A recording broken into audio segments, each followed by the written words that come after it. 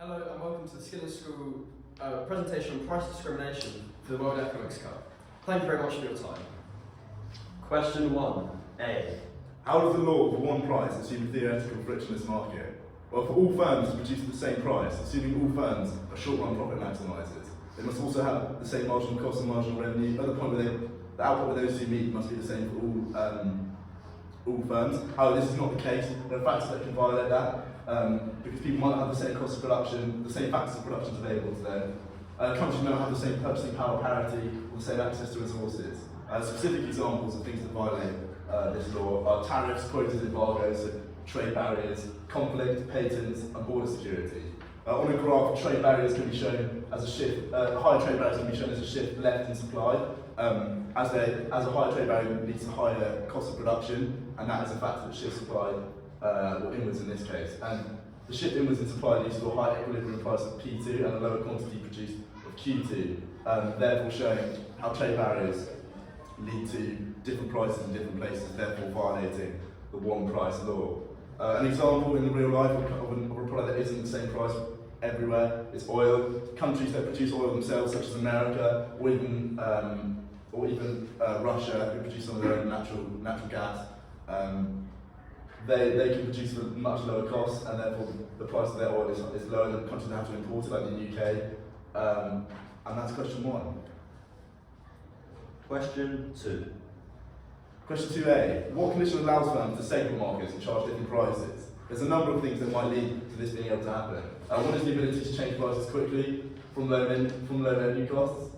Another is the power to change prices, i.e. have a lower market share, and the power to change and have price making power. If one firm doesn't have that kind of power, collusion might be needed in oligopolies.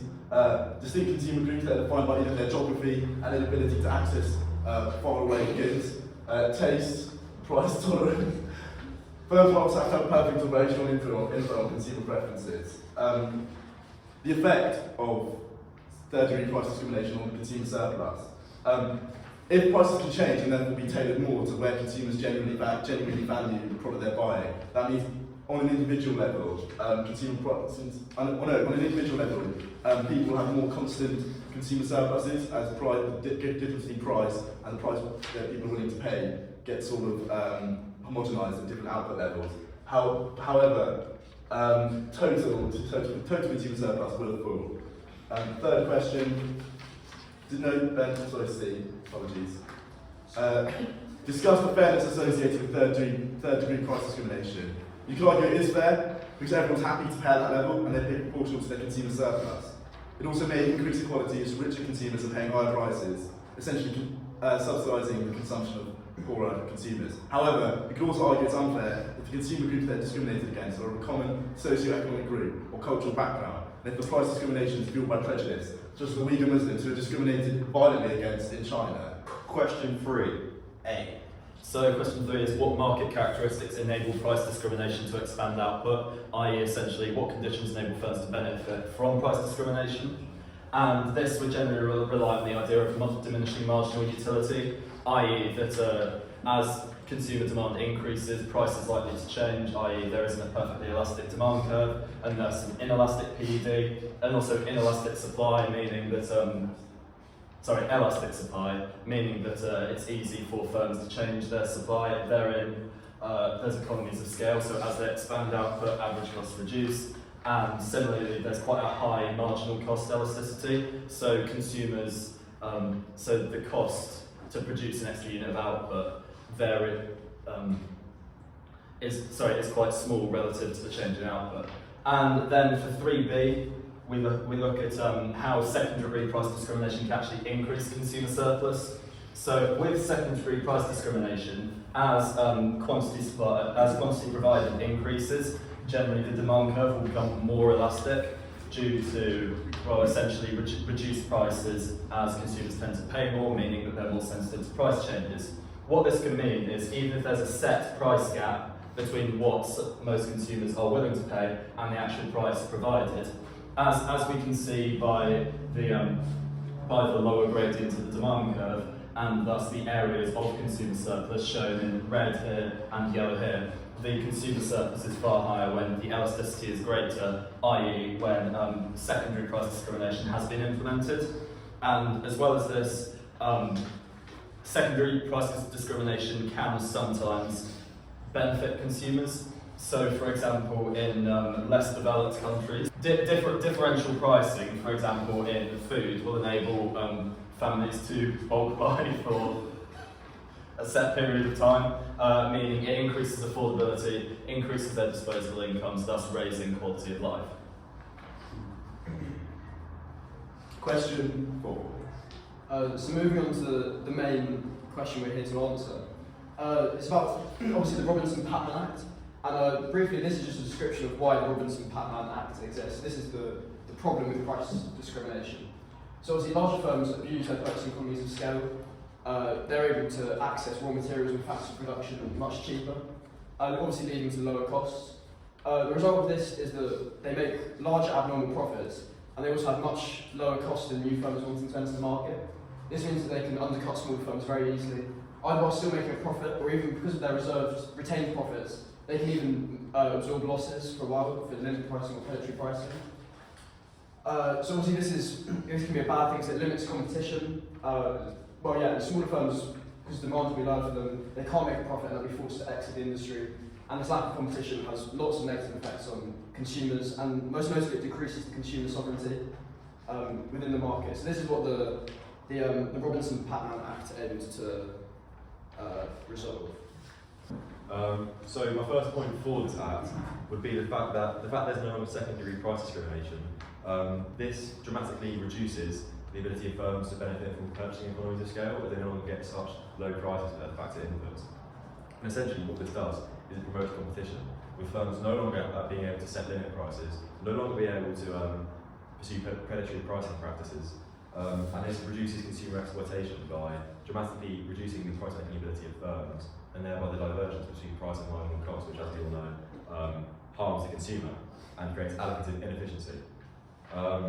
Secondly, by internalising the deadweight loss of consumer exploitation, competition actually promotes greater levels of societal welfare, which is what this act should achieve.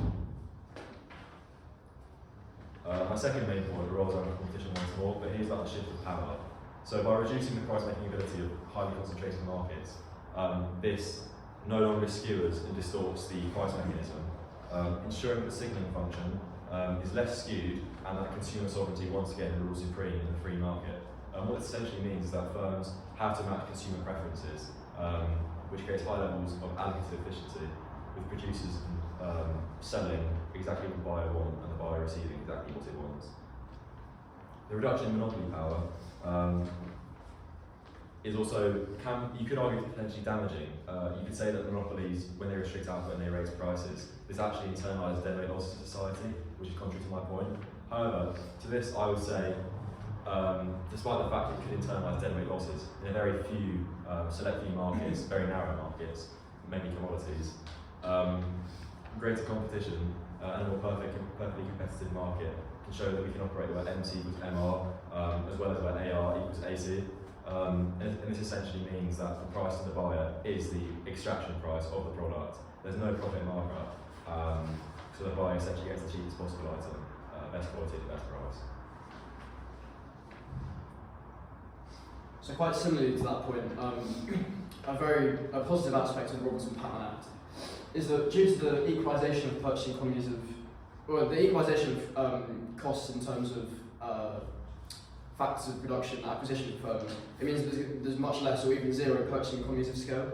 This means that in total, the purchasing economies of scale for larger firms is lessened, and this reduces the distortion in costs between smaller and larger firms. In theory, this should reduce the ability of larger firms to engage in anti-competitive pricing, such as predatory pricing, and it will attract smaller firms to the industry. If there is more competition, this obviously increases choice for consumers. It increases the motivation to innovate and improve the quality of products. However, obviously, in practice, this may not actually happen. One reason for this is the bounded rationality of consumers. They're not just attracted by pricing. It could depend on the brand loyalty of these bigger firms, and they will also still benefit from other forms of economies of scale, especially marketing economies of scale, where they can afford mass advertising, which will obviously retain their high demand for their products. Also, because they would have already built up profit reserve, retained profits, this means that they can still absorb losses in the short run and will still be able to engage in predatory pricing. Now for the against points. So there can be significant downsides to the implementation of the Robinson-Patman Act in that it distorts the natural operation of the market and indeed eliminates purchasing economies of scale for the monopoly, meaning that almost because of the diseconomies of scale it might still experience, it might end up with far higher average costs. And this would then be passed on to the consumer in the form of higher prices, reducing consumer welfare as it not only reduces consumer surplus, but also increases the cost of living. But that isn't even to the benefit of the firm, as the profit margins stay relatively constant. So in essence, there's a net welfare loss across the board. And as well as this, there will be greater inefficiency in resource allocation, not only in that firms are less incentivised to find better efficiency due to the higher costs, but also that with constant prices between businesses, between geographical areas, that will essentially mean that while it may be efficient in a small number of cases, on the whole, then the prices will not be able to be set at the market clearing price, thus leading to excess supply, excess demand, which will thus lead to further inefficiency and welfare loss. Furthermore, the nature of the market is crucial, as mentioned, where in an oligopolistic market, shown by the King demand curve, there's price rigidity, where if the producers decide to take price above P1, they enter into the more elastic portion of the curve, resulting in a greater loss of quantity, and therefore it's not viable to increase price, so price remains at P1. If they were to decrease prices below P1, it takes the demand curve into the elastic portion, where lower prices result in lower profits, so therefore that's also not viable, and it creates a rigidity around P1, Q1. Therefore means that regardless of rising cost of production as a result of the Act, and as shown through MC or MC2, regardless of that, it will always remain at P1, so there won't be such an effect as the Act suggests. Furthermore, as mentioned, brand loyalty means that regardless of price changes from rising cost of production, demand is likely to remain the same, and therefore mean that the market dominance remains around oligopolistic firms. Smaller firms are still exploited and therefore cannot compete, and thus the Act could potentially be useless. So the promotion of competition through the Robinson-Patman Act could increase negative externalities, which are negative spillover effects on an unrelated third party. In markets where producers compete to have the lowest cost, which often comes from processes with lots of negative production externalities, such as coal mining, for example, has many negative externalities on the environment. It would also reduce innovation in monopolies, since firms like Google, who are quite obviously in a monopoly, they tend to invest a lot in R&D, into things like AI, and they have less profits since there's a higher degree of competition in the market, so they have less money to invest into innovating and expanding markets. So finally, to conclude, we refute the Robinson-Patman Act. We believe that by allowing monopolies to exploit their large economies of scale, multiple types of efficiency can be strived for and attained. Primarily, this refers to dynamic efficiency, which is the ability of firms to continually innovate, using that abnormal profit to do so. In monopolistic markets, a highly concentrated monopolistic market, this occurs via naturally linear pricing, as well as high startup costs to compete. As a result of this, the monopoly can sustain innovation and investment, which essentially means the consumer, is delivered higher quality, lower priced products by the sole supplier in the market. And this lack of despite a lack of allocative efficiency, with some monopolies choosing to restrict output and raise prices, this just does depend on the nature of the firm as well as the conditions of the market. Within many circumstances, OPEC, for example, an oil monopoly in the Middle East, has been unable to restrict output and raise prices due to a lack of global demand and a rising of global substitutes such as like car batteries and nitrogen and many other sources. So yeah. Thank you for listening. Thank you for listening.